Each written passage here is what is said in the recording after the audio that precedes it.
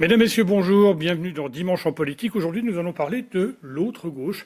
Après la primaire de la gauche et du centre-gauche et de l'écologie, nous accueillons, et j'ai beaucoup de plaisir à les remercier, sur ce plateau par ordre alphabétique.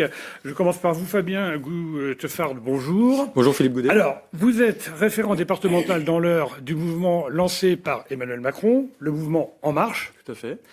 Face à vous, Laurent Thiéblemont, bonjour. Laura, oui, Thiéblemont. Voilà, vous êtes représentante de la France Insoumise, qui, elle, est le mouvement qui a été lancé l'an dernier par M. Mélenchon, qui, comme M. Macron, est candidat à la présidence de la République. Absolument. Alors, avant d'aller plus loin, je vous propose de voir, il ne s'agit pas d'un sondage, je le dis à chaque fois parce que c'est très important, mais un petit peu la température dans un endroit public, en l'occurrence un marché d'une place du centre-ville de Rouen, pour voir un petit peu comment les gens réagissent par rapport à ces deux candidatures, comment ils l'envisagent aussi l'avenir de ceux qui sont à la tête de deux mouvements qui font un petit peu peur, j'allais dire, aux partis traditionnels. On se retrouve juste après.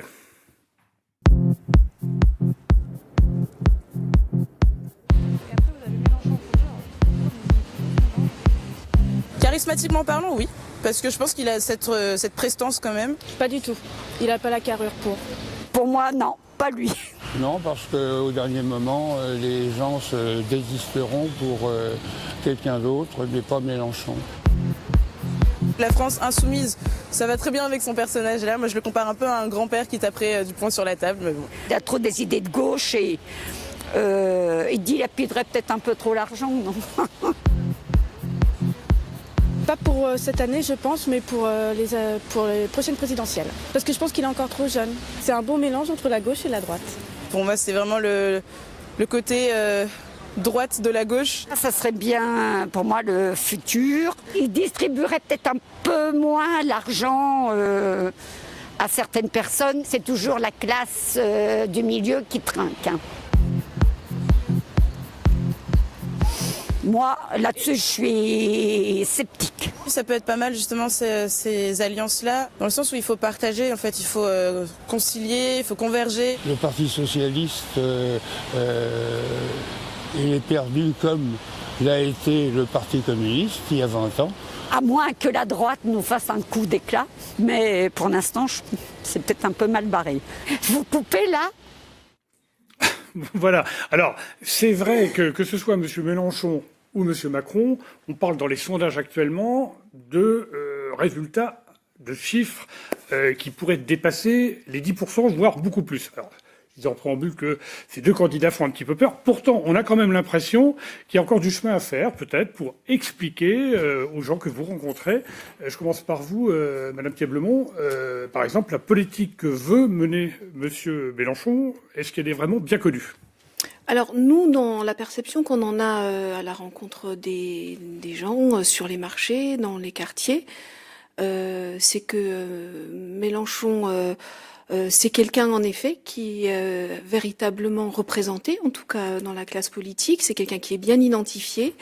Le programme, évidemment, il est à faire connaître. Hein, ça fait partie de notre boulot de soutien et d'insoumis. Moi, je pense que oui, Jean-Luc Mélenchon, il a une véritable potentialité, oui, ça c'est sûr. Ouais. Alors, dans le cas de M. Macron, qui est jeune, qui démarre en politique, c'est pas péjoratif de dire ça, M. Mélenchon, c'est quand même quelqu'un qui est là depuis longtemps. Il fait de la politique depuis plus de 41 ans, il a 66 ans, c'est pas du tout péjoratif dans ma bouche. Il a été 3 fois sénateur, il est député européen. Bref, il a véritablement un positionnement politique depuis très longtemps. Est-ce qu'il peut incarner le changement ?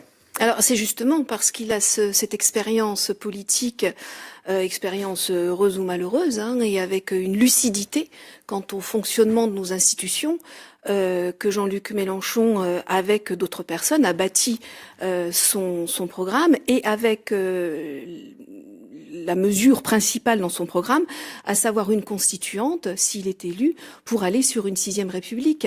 Et c'est parce qu'il a cette expérience et cette connaissance du milieu politique actuel qu'il est évident qu'on ne peut pas continuer à mener une politique telle qu'elle est menée actuellement. Et quand j'entends la dame qui dit tout à l'heure, il a trop des idées de gauche, alors moi j'aurais envie de dire qu'on n'a jamais ça trop vous fait des idées plaisir. de gauche. Bah oui, il a trop des idées de gauche, on n'a jamais suffisamment des idées de gauche. Il est de gauche et d'une gauche bien affirmée, d'une gauche qui en effet ne peut pas accepter qu'il y ait 2 millionnaires en France, qu'il y ait 8 personnes qui détiennent la plus grosse partie du capital dans le monde, et on retrouve à peu près l'équivalent sur notre pays. Donc oui, il a des idées de gauche et c'est la raison pour laquelle tant de gens le soutiennent et espèrent que ces idées pourront prévaloir et aboutir. Voilà, alors au tennis, on renvoie la balle dans l'autre camp, et c'est un des reproches qu'on fait à M. Macron, notamment à gauche d'ailleurs, on trouve qu'il n'est pas assez à gauche. Oui, alors sur le fait qu'il soit pas assez à gauche, je reviendrai, mais avant tout sur la notoriété de notre candidat. Le mouvement En Marche est né en avril 2016. Quelques mois plus tard, aujourd'hui, on a 175 000 adhérents sur tout le territoire national. Moi, j'ai été nommé en octobre 2016. On avait 300 adhérents. Dans l'Eure, maintenant, nous sommes plus de 850. Donc, on a une dynamique vraiment réelle, incroyable dans les territoires. Et ce ne sont absolument pas, d'ailleurs, des adhérents virtuels, puisque vous l'avez vu, quand Emmanuel Macron fait un meeting, il fait ça le comble. Quand il vend un livre, il est premier des ventes, etc. Donc, c'est vraiment un engouement qu'on ressent. Et dans le reportage que vous nous avez montré, alors les critiques qui pouvaient lui être faites étaient plutôt sur le manque d'expérience et sur sa jeunesse. Moi, j'ai envie de dire aux Français, mais faites confiance aussi à la jeunesse. Moi, j'ai exactement l'âge d'Emmanuel Macron, vous voyez. Et de grands pays occidentaux, le Canada, l'Italie, la Grèce, ont fait confiance à des hommes politiques quarantenaires, voilà, comme de la tranche d'âge d'Emmanuel Macron. Donc oui, je pense que Emmanuel Macron, en 2017, c'est aussi son année. Alors, on est dans une certaine gauche, on y reviendra dans quelques instants. Vous vous dites, M. Mélenchon, c'est bien parce qu'il a l'expérience. Vous vous dites, M. Macron, c'est bien parce qu'il est jeune. Première grande différence. On va voir maintenant comment vous communiquez les uns et les autres et comment M. Mélenchon d'un côté, M. Macron de l'autre communique. On va écouter M. Mélenchon au cours d'un meeting. C'est pas tout à fait un meeting d'ailleurs, c'est plutôt une intervention dans le cadre de sa web TV ou sur YouTube où il s'exprime. C'est une façon finalement de communiquer qui coûte, passez-moi l'expression, mais c'est vrai que le nerf de la guerre, c'est l'argent. Et quand on fait de la politique, il faut de l'argent. Alors je sais que les uns et les autres, vous êtes très attachés à ça. Et puis en plus maintenant, c'est quand même plus surveillé qu'auparavant. Alors on va l'écouter. Justement, vous parliez des gens très riches. Pour lui, c'est quelque chose de très important. Première on l'écoute. chaîne de télé YouTube quand même, hein, Mélenchon. Vous avez cette année 8 personnes qui possèdent à elles toutes seules autant que la moitié de l'humanité. 8 personnes. Le chiffre paraît incroyable. Moi, j'ai regardé 2 fois, je dis ça peut pas être 8, parce que mes fiches me disaient pas ça, forcément, mais la vie va plus vite que mes fiches. Ça va tellement vite, cette concentration de la richesse, tellement vite. Regardez. On parle de la précédente présidentielle. En 2012, ils étaient 159 à posséder autant que la moitié de l'humanité. En 2013, 92. En 2014, 80. En 2015, 62. En 2016, ils ne sont plus que 8 personnes. Vous voyez cette accélération. Mais qu'est-ce que vous croyez qui se passe? Ça veut donc bien dire que d'aucuns s'approprient tout, et pour y arriver, il faut qu'ils dérégulent tout. Alors, au niveau de la communication de M. Mélenchon, c'est plutôt bien rodé, plutôt bien organisé. Ça lui permet, alors, il est un peu emmitouflé, il est dehors, bon, voilà, c'est un peu, j'allais dire, un peu à la bonne franquette, mais ça marche. Vous disiez, effectivement, première chaîne sur YouTube. Est-ce que vous avez des retours? Est-ce qu'il y a un feedback, comme on dit en mauvais français? Alors, il y a des retours sur les marchés, mais il y a surtout des retours sur le net. Et on voit que Jean-Luc Mélenchon a su capter l'attention des jeunes, le respect également des jeunes, parce qu'il a su adapter son discours, en fait, à des attentes qui sont pas forcément les mêmes que la manière qu'on avait de communiquer il y a 20 ans en faisant de la politique. Donc, il arrive à toucher, voilà, une autre population par le fait du net, ouais. Est-ce que vous êtes d'accord avec ceux qui disent que M. Mélenchon, alors pardonnez-moi la comparaison, parce que je sais qu'elle ne va pas vous plaire, comme à une certaine époque M. Le Pen ne veut pas le pouvoir, et en fait il veut être plutôt un agitateur d'idées, quelqu'un sur le terrain, et la question corollaire, qu'est-ce que vous en attendez par exemple dans la région au niveau des élections législatives, qui seront en quelque sorte la troisième mi-temps de ces élections de 2017 ? Alors déjà, agitateur d'idées, à partir du moment où on émet des idées qui ne sont pas forcément celles de l'establishment ou du politiquement correct, on est souvent taxé d'agitateur d'idées. Quant à venir comparer Monsieur Mélenchon et Monsieur Le Pen, j'ai même pas envie de répondre à ça, tellement pour moi ça, voilà, je me suis mal exprimé, je ne les compare pas. Voilà, je me dis simplement que l'un comme l'autre, et d'autres auparavant, qu'on a connus, se disent, finalement, une élection présidentielle, c'est le moment de faire passer des messages très forts, et pourquoi pas d'envisager le coup d'après. Voilà, mais c'est pas agiter, c'est venir tenir des propos, c'est venir dénoncer une réalité qui est là et bien là. Moi, je suis assistante sociale de secteur. Je peux vous dire que la France que Mélenchon, c'est celle dont il parle, c'est celle que je vois tous les jours. Ce sont les gens que je reçois tous les jours dans ma permanence. Et vous avez l'impression qu'en quelque sorte, il donne la parole à ceux qu'on n'entend jamais ? Alors il donne la parole, il donne la parole, il représente, il se fait la voix des sans-voix, ça c'est une certitude.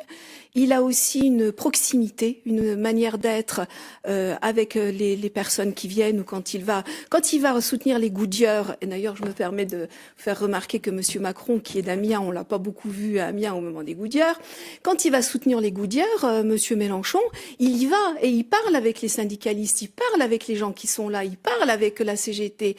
C'est quelqu'un qui est proche, qui est immédiat et voilà, qui a une sincérité en plus qu'on peut pas démentir. Alors, un style de communication, un autre style complètement différent. On va voir des images de ce fameux meeting. C'était au mois de décembre dernier, le 10 décembre, si je ne me trompe pas, porte de Versailles à Paris. Une ambiance d'enfer. Je ne sais pas combien il y avait de personnes. Vous y étiez vous-même ? Entre 12 000 et 15 000 personnes. Alors, oui, j'y étais. Alors, ce qui était d'autant plus fort que il n'y avait pas une machine liée à un parti politique derrière pour tout organiser. Donc, beaucoup de monde, une ambiance un peu de folie. Et à un moment, on va l'écouter. Monsieur Macron, j'allais dire, va se lâcher, c'est pas le mot, mais franchement, il va avoir une posture un peu christique qui a surpris pas mal de gens. Quelques-uns d'ailleurs s'en sont gossés, et puis d'autres au contraire ont dit, il a véritablement un message à faire passer. On l'écoute. Ce que je veux, c'est que vous, partout, vous alliez le faire gagner, parce que c'est notre projet. Vive la République, vive la France. Alors, effectivement, c'est quand même assez impressionnant. Vous avez eu des frissons quand, sur place, vous êtes assisté à cette séquence ? C'est bien de revoir ça, parce que, déjà, je pense, moi, que sur le fond, en réalité, ça l'a rendu sympathique. Il y a eu pas mal de parodies sur Internet, etc. Mais en réalité, ça l'a rendu sympathique aux Français. Mais moi, je vais vous dire, lors de cet épisode, j'étais à 15 mètres de l'estrade. Et on est au bout de 2 heures, presque de 2 heures et demie de meeting. Et à ce moment-là, on sent bien, le public, 10 000 personnes sent bien, 12 000 personnes sent bien que c'est la fin du meeting. Et donc, en fait, il y a un brouhaha, il y a des applaudissements qui montent dans l'Assemblée. Et en réalité, tout ça couvre sa voix. Et moi, à 15 mètres, à ce moment-là, en réalité, je ne l'entends pas. Je n'entends pas ce qu'il dit. Et en fait, malgré la conviction qu'il met dans ses propos. Exactement. Mais pourquoi ? Parce que, justement, il y a beaucoup de ferveur à ce moment-là autour de lui. Et je pourrais faire un parallèle avec nos téléspectateurs qui regardent. C'est exactement comme à l'Assemblée nationale quand vous regardez les questions au gouvernement derrière votre télévision. Le son du ministre qui répond, il passe directement dans le micro, il arrive à la télévision. Mais en réalité, dans la salle, dans l'hémicycle, en fait, c'est un brouhaha souvent. Il y a malheureusement des fois des insultes, etc. Et le ministre ne s'entend pas forcément. Et on n'entend pas forcément sur place sa réponse. Et bien là, c'est exactement la même chose. Il est aussi pris par son énergie et pris par la ferveur qui l'entoure. Alors, j'aimerais bien que vous m'expliquiez comment vous allez faire. On l'a compris, on va y revenir tout à l'heure avec Madame Thiebemont sur la stratégie électorale sur le terrain. Vous n'avez pas, j'allais dire, à la base... Moi, vous nous avez expliqué, vous avez de plus en plus de troupes qui viennent vous rejoindre, mais vous n'avez pas les structures d'un parti, les couleurs d'affiches, l'argent, l'organisation, les réseaux. Comment est-ce que vous mettez ça en place en partant de zéro ? Eh bien justement, tout le travail, ça a été ça pendant ces plusieurs mois, et maintenant, on est tout à fait opérationnel. C'est-à-dire que sur le territoire... Pardonnez-moi, votre mouvement, c'est un parti politique ou un mouvement politique ? C'est un mouvement encore à ce stade. C'est un mouvement, mais ce mouvement a plus de 3500 comités locaux. Il y a 100 référents, c'est-à-dire comme moi, des personnes comme moi, un par département, 11 sur Paris, 9 ambassadeurs au niveau national, un secrétaire général, Richard Ferrand, et puis un président de mouvement, Emmanuel Macron. Et toutes justement ces idées sont diffusées à travers ces canaux dont je vous parle. On fait, comme tous les autres partis ou mouvements, on fait des actions de terrain. Et en termes d'argent, tout ça est tout à fait transparent. Nous fonctionnons sur des dons. Et bien évidemment, sur un emprunt qu'Emmanuel Macron et que le mouvement va faire. Aujourd'hui, nous avons récupéré 5 millions d'euros et il y a à peu près 18 000 donateurs. Et j'aimerais rappeler, parce que c'est souvent quelque chose qu'on critique, mais 80% des dons sont inférieurs à 60 euros. Vous savez qu'il y a une limite de 7 500 euros et 80% des dons que ne va pas dépasser M. Berger qui vient en secours de M. Macron. Exactement. Que voilà. Aucun donateur ne dépasse. Très bien. Alors, M. Berger, M. Mink, M. Cavada, entre autres, c'est vrai que vous avez des soutiens qui sont peut-être parfois un peu embarrassants. Pourquoi ? Parce que lors de sa conférence de presse il y a 3 semaines, M. Macron a dit « Attendez, pour les législatives, pas question qu'il y ait des alliances avec des partis politiques. Jusqu'à preuve du contraire, M. Cavada est membre d'un parti politique. » Pour prendre cet exemple, il y en a d'autres. Et en l'occurrence, est-ce que vous allez pouvoir tenir, et notamment dans la région, pour pouvoir avoir des candidats partout, premièrement, et deuxièmement, hors parti politique ? Monsieur Goudet, je vous assure qu'il y aura 577 candidats dans les 577 circonscriptions. Emmanuel Macron l'a dit, il a rappelé le processus pour les législatives, donc c'est des candidatures spontanées sur une plateforme. Il y aura une commission d'investiture qui va être nommée dans les jours qui viennent et les candidats seront choisis comme ça. Au niveau des membres du PS qui pourraient nous rejoindre, alors je rappelle déjà que il y a des centristes qui nous rejoignent. Tous les jeunes de l'UDI nous ont rejoints. Il y a des anciens ministres du centre droit qui nous ont rejoints. Madame Idrac, très récemment. Et il y a une chose qui est très claire, c'est qu'il n'y aura aucune investiture contre ralliement, ou aucun ralliement contre investiture. Ça, c'est clair. Et aucun infléchissement de notre programme. Attendez, pardonnez-moi, vous dites 577 candidats, c'est-à-dire que, par exemple, dans la région, il y a 10 circonscriptions à pourvoir en Seine-Maritime, il y en a 5 dans le département de l'Eure.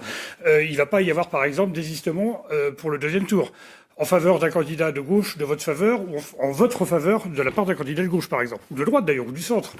Alors, c'est très simple. Il y aura, en tout cas, par exemple, dans mon département, il y a 5 circonscriptions, il y aura donc 5 candidats en marche. Alors certains viendront de la société civile, d'autres pourront avoir eu un engagement politique, mais de toute manière, ils signeront le contrat avec la nation qu'Emmanuel Macron va proposer. Pardonnez-moi, vous serez sans doute candidat. Si vous arrivez en 3e position dans la circonscription que vous vous présentez, vous n'allez pas vous désister en faveur de quelqu'un d'autre pour le deuxième tour. Ça, on verra au niveau du siège, au niveau de la technique nationale, et on verra. C'est pas un petit coup de canif dans le contrat de M. Macron qui lui dit non, nous on est pur et dur, on reste chez nous, on fait pas d'alliance, etc. Votre question m'étonne parce que par exemple, quand il y a eu à la présidentielle un duel final Chirac-Le Pen, le Parti socialiste a voté Chirac et pour autant c'était pas un ralliement. Donc, c'est le moins qu'on peut dire. Certains y sont allés avec des épingles à linge. Donc on peut pas dire que c'était vraiment de bon cœur. Ça fait sourire Madame Piève-Lemont à qui je donne la parole tout de suite, parce que vous dans votre camp, c'est pas obligatoirement évident non plus. On sait que le Parti communiste n'était pas obligatoirement favorable parce qu'il n'y a pas une candidature du Parti communiste. On avait pensé à Monsieur Laurent. Alors vous n'êtes pas vous n'appartenez au cul-de-chapelle. Alors donc vous êtes à l'aise pour en parler. Comment ça se passe concrètement? Je suis un peu curieux de savoir comment. J'appartiens à aucune chapelle, mais je suis pas décérébrée pour autant. Donc. J'ai pas dit ça. Je ne serai pas permis. Voilà, la France insoumise réfléchit évidemment à toutes ces questions. Au-dessus de la mêlée, je sais pas, mais en tout cas, cette mêlée, nécessairement, elle doit plus fonctionner comme les mêlées d'antan.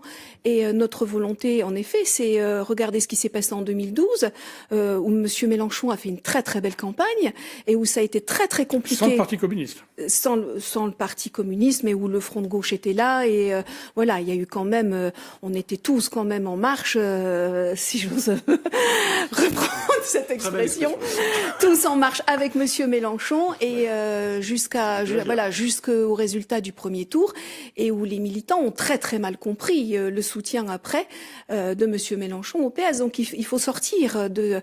On a un programme, on a une volonté de sortir complètement de la politique du passé et des institutions mais mortifères dans lesquelles on s'englue depuis des années, à la différence de Monsieur Macron qui est pour une 5e République et qui ne souhaite pas en changer, qui est bien installé dans les institutions. Donc on n'est vraiment pas là-dedans. Donc voilà, les alliances, c'est pas du tout le fait. On a une gauche qui est forte, avec des militants du Parti communiste, avec Ensemble, avec le Parti de gauche, avec des militants venant d'associations. Et par rapport à ça, voilà, on continuera comme tel. Alors, question un peu provocante de notre part, une autre gauche. C'est vrai que si vous avez M. Benoît Hamon, si vous avez M. Mélenchon, si vous avez M. Macron, si vous avez éventuellement M. Jadot, ça fait beaucoup de candidats à gauche au premier tour. Vous vous doutez bien que ce sera très difficile, à moins effectivement d'accélérer véritablement et de passer devant tout le monde. C'est pas gagné par avance. Tactiquement, comment ça peut se passer? Déjà, Monsieur Goudet, je suis désolé de vous dire, mais le mouvement En Marche ne se situe pas spontanément à gauche. Donc nous, on veut renouveler justement la vie politique et renouveler les clivages de la vie politique. Vous n'êtes ni de droite ni de gauche. Non, on n'est pas ni de droite ni de gauche. On est de droite et de gauche. Ah pardon. Et Emmanuel Macron. Mais oui, c'est possible, puisque en fait, nous sommes progressistes. Et justement, c'est ce qui nous oppose peut-être avec Madame Thieblemont, c'est que nous pensons que les Français sont mûrs, et c'est pour ça que le livre sont mûrs pour un nouveau clivage politique. C'est pour ça que le livre d'Emmanuel Macron s'appelle Révolution. Ça peut paraître un peu grandiloquent pour certaines personnes, mais en réalité, le terme est exact. C'est-à-dire qu'on veut reformer l'offre politique française. Et nous sommes progressistes. Et qu'est-ce que c'est qu'être progressiste par rapport aux conservateurs de gauche comme de droite? Être progressiste, c'est tout simplement se rappeler que pour distribuer, et c'est important, il faut produire. Et souvent, à la gauche de la gauche, comme d'ailleurs Benoît Hamon, on n'a à la bouche que de la redistribution. Monsieur Mélenchon, c'est souvent le cas. Et à droite, comme Monsieur Fillon, on n'a à la bouche que de la production et on ne redistribue pas. Attendez, je vous rappelle quand même que Monsieur Macron a été ministre de l'économie et des industries informatiques pendant un peu plus d'1 an et demi. Donc pourquoi est-ce que tout à coup il se convertirait à ce que vous êtes en train de dire, alors que finalement il a soutenu ce que vous pourriez peut-être appeler les conservateurs de gauche? Monsieur Macron, donc le ministre de l'économie pendant presque 2 ans, a, à travers les lois qu'il a fait passer, réussi à débloquer plein de mécanismes de l'économie française. Dans quelques heures, vous voyez, il y a un décret d'application de la loi Macron qui va servir à tous les Français, aux salariés les plus modestes, et qui va leur permettre, alors souvent on dit que Emmanuel Macron est justement candidat des banques, leur permettre de changer de banque très facilement, chose qu'ils ne peuvent pas faire aujourd'hui. Et la charge administrative et la paperasserie administrative va être à la charge justement des banques. Donc voilà, c'est aussi des mesures comme ça très concrètes. Les bus Macron dont on parle, ça sert à qui? Ça sert aux Français modestes qui voyagent avec tous les jours. On va donner la parole un peu à Mme Thieblemont parce qu'elle est un petit peu en retard sur le plan du temps de parole. Un mot moi, quand je voudrais même. intervenir par rapport aux banques déjà. Alors, c'est sûr que un assouplissement et tout ce que peut amener M. Macron au niveau des banques, ça peut intéresser certainement des personnes qui ont de l'argent en banque, mais à ce que je sache, il n'a pas dû faciliter les choses pour, par exemple, transporter son découvert d'une banque à l'autre. Et donc, les populations les plus précarisées dans notre pays, c'est des mesures qui ne doivent pas vraiment les concerner. Quant aux bus, vous parlez des bus, en effet. Alors, moi, je pense, et le candidat que je soutiens, Jean-Luc Mélenchon, est pour plutôt remettre les moyens sur les chemins de fer, sur le train. C'est, voilà, on avait un service public de qualité. Pourquoi mettre des bus alors que lorsque dans des régions, les TER ne couvrent pas, en effet, certains trafics, qu'on puisse mettre les bus, mais au niveau environnemental, sur plein de champs, ça ne tient pas la route. D'ailleurs, c'est pas un flop, mais c'est loin d'être un succès. Les bus de Monsieur Macron. 5 millions de passagers depuis que ça existe. En deux mots, parce qu'après. 5 millions de passagers depuis que ça existe. Et sachez que jamais on ne pourra poser des rails là où aujourd'hui circulent des bus. C'est impossible. Donc ces voies-là, elles resteront en bus et c'est très bien. Alors, une question concernant le Pénélope Gate, comme on dit. À votre avis, est-ce que M. Fillon doit partir ou bien est-ce qu'il doit rester? Est-ce que c'est vraiment ce qui se passe et d'après vous, le symbole d'un scandale d'État, finalement, qui arrive aujourd'hui mais qui aurait pu intervenir avant?